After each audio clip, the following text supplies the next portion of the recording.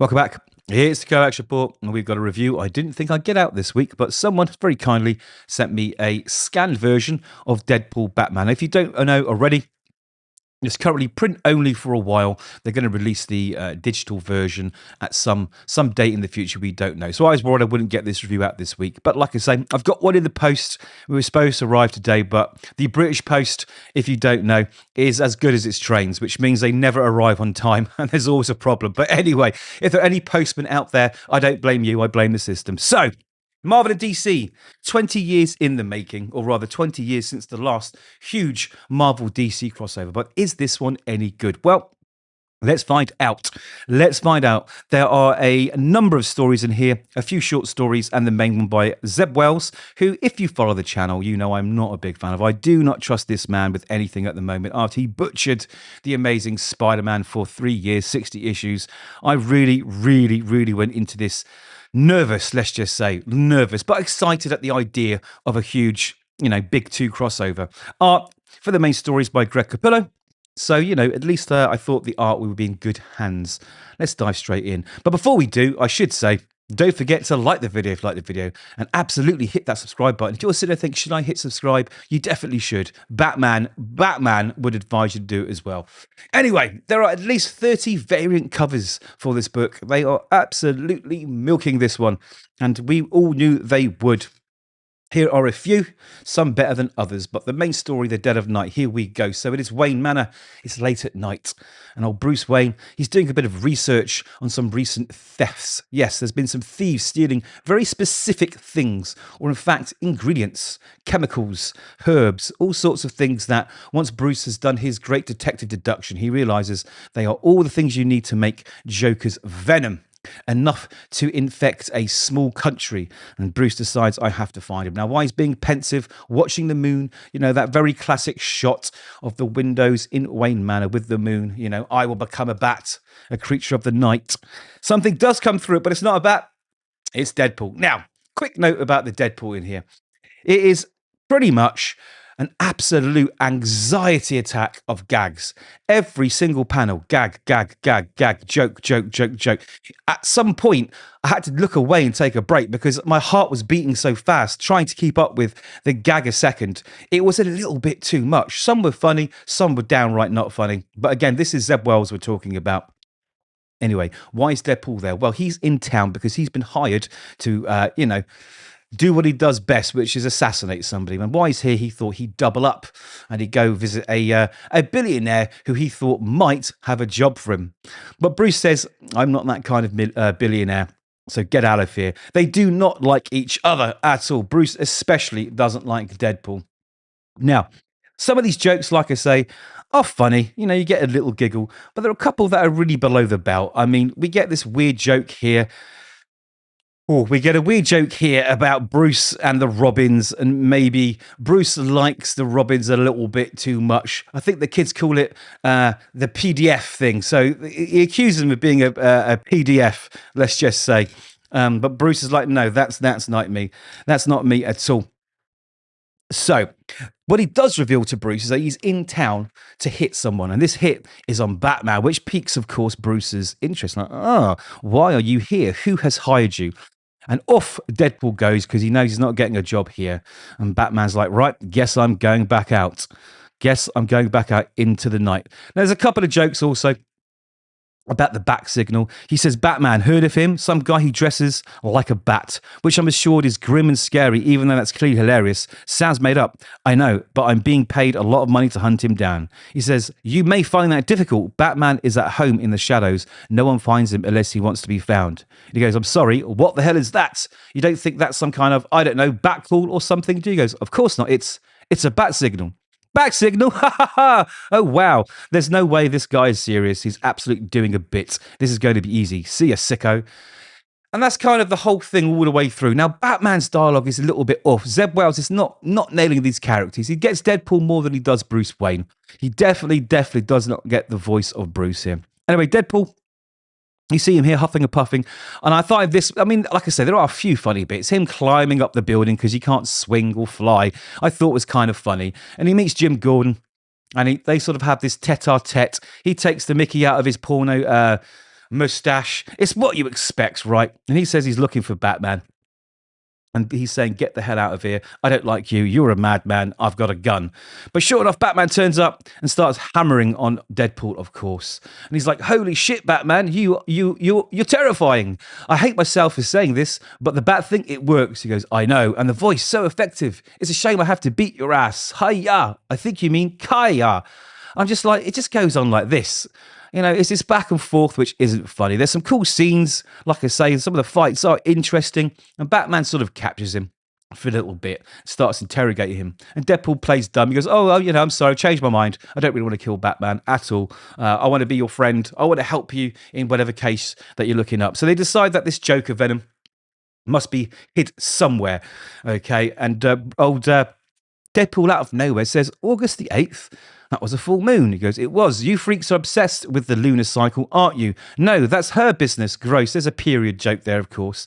Again, like I say, some people will find that hilarious, and some people think, why? I mean, did we need that joke? I don't know. But he says, but a full moon, that comes in handy in my line of work. That's right. Tides get lower too. Coastal caves open up in case you need to hide a body. So just randomly, he knows that on the August 8th, right, when these chemicals were stolen, that was a full moon. Why would he know that's a full moon? It just seems that there's things thrown in here to quickly forward the plot, you know, or to get another gag in. I don't know. Anyway, they look and they decide to work together. Probably Batman's up to something here, but they are. They get in the car. There's more jokes, you know, as you would expect. Again, some of them falling completely flat. Some of them sort of eliciting a tiny, tiny little giggle. But anyway, Deadpool is double-crossing Batman here. It was all a ploy to get him in a confined area because he knew he couldn't beat him out in the open. But here he can. He can gas him. And that's exactly what he does. So he gasses him up and he's taken him back to the Joker's lair where we find out that the Joker is the one who hired Deadpool. Yes. Anyway, the little back and forth here between the Joker and Batman and Deadpool is what you expect. There's silly little jokes. He says, why didn't you do this yourself? This is not like you. He goes, well, I've been relying on a crew of goons, which when what I needed was an accountability buddy, appeared to keep my executive dysfunction at bay. And where did you find this accountability buddy? I mean, come on. This is not Batman. Right? Zeb Wells is really not capturing Batman's voice here. Anyway, Joker explains that usually when he puts his goons up to the task, they fail. So this time he thought he'd get some outside help. Now, the one good thing they do here is they explain how Joker came to be hiring Deadpool. And it's explained in here. I'm not going to go through it. They talk about a cosmic treadmill and all sorts of stuff and bringing him from another universe, everything that you expect. And then there's some silly jokes about Nightwing. Now, there was a cover of Nightwing where he had his butt to the, facing you, and everyone was up in arms about it, about how, wow, we got a hot Nightwing, etc., etc. And Joker makes a sort of a slight joke towards that and then slaps his own ass. And again, I'm just like, it's just not funny. It really isn't funny here. Anyway, Batman starts pitting them against each other, right? Because he plays to Joker's ego that Joker, is the ultimate villain, and him and Batman's rivalry is timeless, And he's saying maybe Deadpool could take your place here. Deadpool's a way better adversary. He's the kind of adversary that I could fight for decades. And Joker starts getting a little bit jealous of that and decides that Deadpool is surplus to requirements. So he gives him a little bit of the injection of his Joker and Venom with the old famous buzzer-style, needle in the palm gag, which he used in Killing Joke and many, many others. But it doesn't mess Wade up as you'd expect. It actually makes him saner, which I thought was funny. Anyway, Deadpool decides because it's a double cross, he's going to help Batman escape, and that's exactly what he tries to do. But of course, Batman's one step ahead, and he snapped his way out of it. Okay, so here we go. We come to this sort of the end of the story where Joker has this button. There's a button there that if you press it, it will stop the venom poison that he's put all over Gotham from exploding.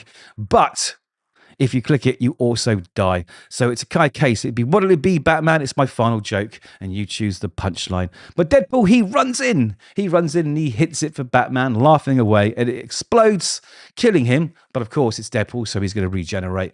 And the Joker Venom bombs are defused. So they have a little chit chat afterwards, and Batman says, "You know what? Maybe you're not so bad. You did help save Gotham, so I'm going to let you go this time. But get out of my city, all right, and don't cause any more trouble." And he also reveals that he was purposely captured because he wanted to get to whoever was doing this, and the only way he could get there was by being captured by Deadpool, because Deadpool would take him back to the lair of the person who hired him in the first place. And there we have it. So it was all a double cross. And then Deadpool makes a little thing at the end here to suggest that he's going to be around for a bit longer, because of course we'll have the next issue, which will be Batman and Deadpool, I think in November. So moving on, Captain America and Wonder Woman by Chip Zdarsky and Terry Dodson. The art's really lovely in this one, absolutely lovely. It's a story set back in World War II, where Captain America is talking about the fact that he heard about this warrior, this god that walked the land, who was on the side of divine justice. He'd heard about her just like people would heard of Captain America, right? So they're both these kind of legends, these myths that wandered the battlefields of World War II, doing good and bringing justice. And they first met that fateful day where Hitler himself was captured, and Captain America has a moral dilemma. Does he shoot this man, which he probably would deserve to be shot after everything he's done, or is that the right thing? Is that justice? Should the people who he hurt bring him to justice, or should Steve do it right now? So Wonder Woman says, you know what, this is not the right way. This isn't the thing that you should do. You should, like I say, you should put the gun down. Put the gun down and let justice be served. And then we get this sort of, I don't know, what do you call it, pastiche of famous moments throughout Captain America's history, where we see Wonder Woman there.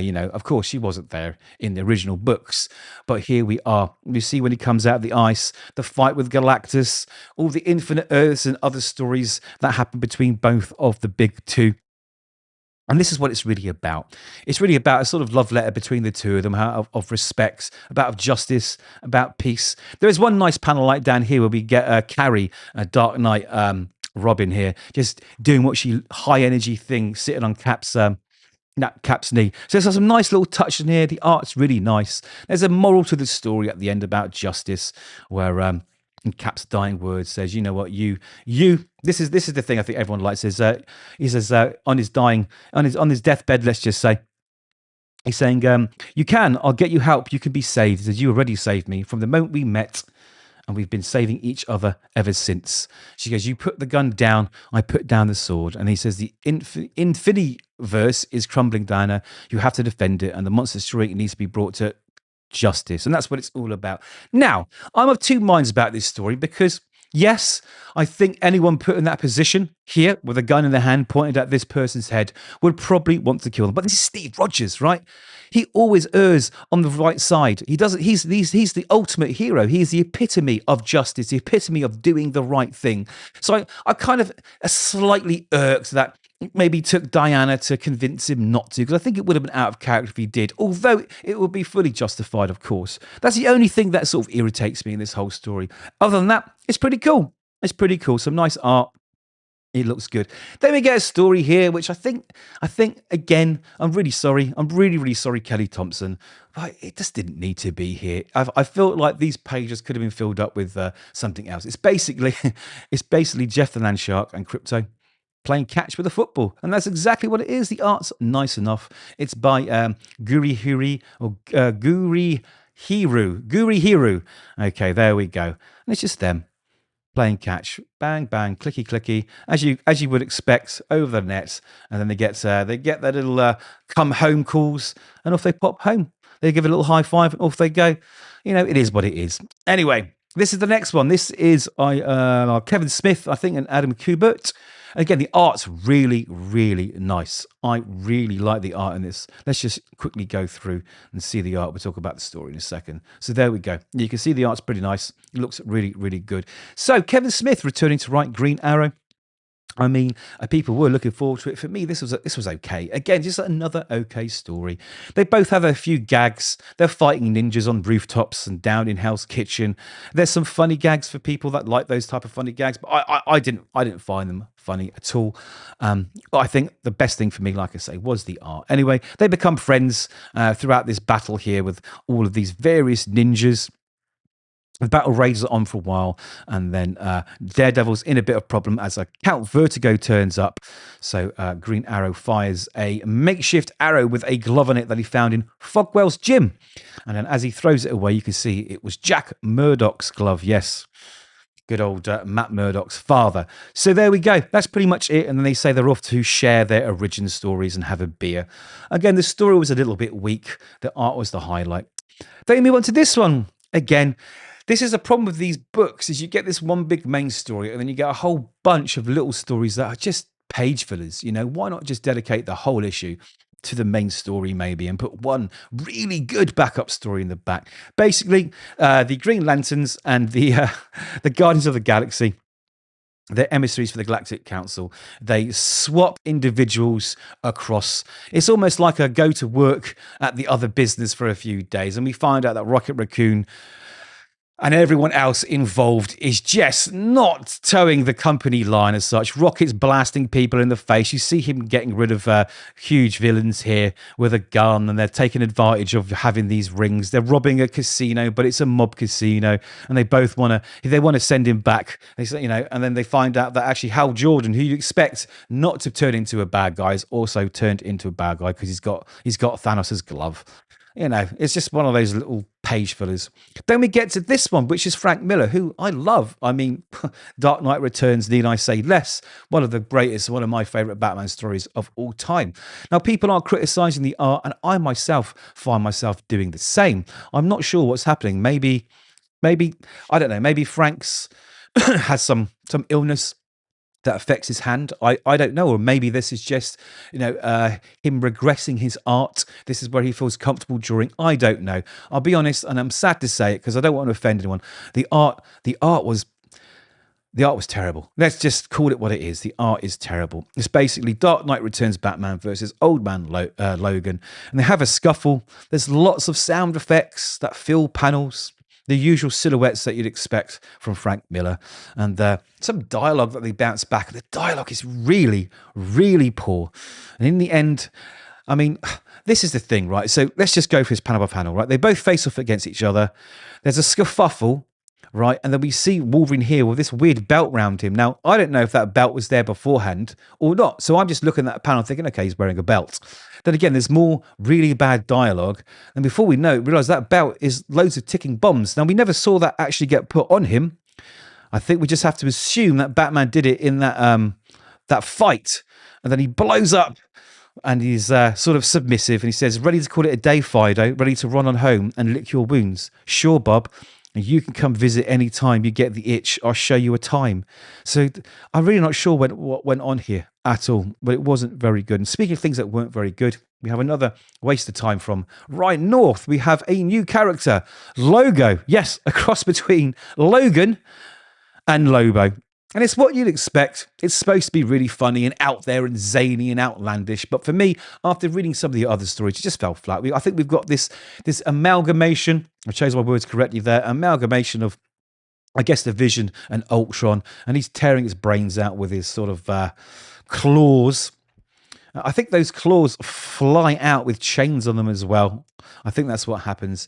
Anyway, it's what you expect. It's Lobo, but Wolverine being a badass, knocking people out, and then flying off into space. And I was like, what's going on here?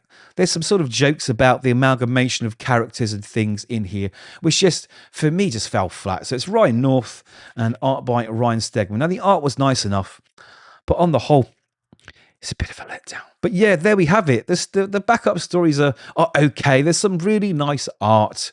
The main story, if I'm being honest, wasn't terrible. It wasn't terrible. It just wasn't great.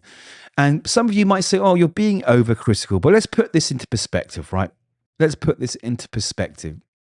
We have waited 20 years for the two biggest comic book companies on the planet to do something we thought would never, ever happen again, right? We thought this will never, ever, ever happen.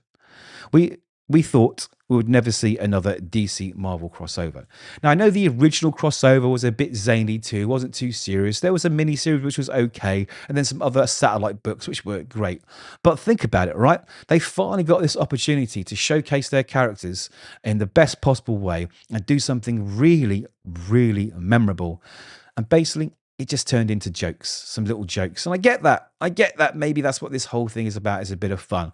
But with that bit of fun, it still could have been something you look back and go, wow, that blew me away. That crossover was actually amazing. It wasn't just an excuse to cash in on two universes colliding, but it was something really, really, really cool that I want to reread again at some point. Anyway, this is the first of many of these books. I'm hoping the others might be a bit different, but at this point, I think they're going to follow the same suit. Yes, it will be nice to see certain characters pitted against each other, but I think it's going to be a lot of dick and fart jokes, as you'd expect, and then maybe a serious story here and there. So those are my thoughts.